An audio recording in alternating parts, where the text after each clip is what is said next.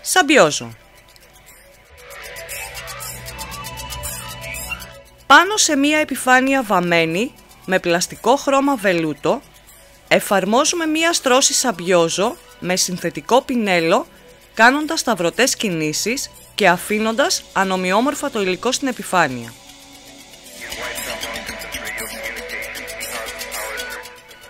Πριν στεγνώσει η επιφάνεια, χτενίζουμε με το πινέλο χωρίς υλικό οριζόντια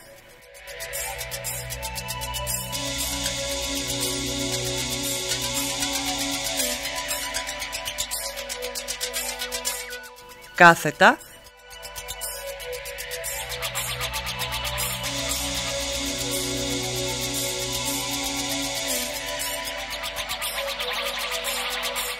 και διαγώνια μέχρι το επιθυμητό αποτέλεσμα.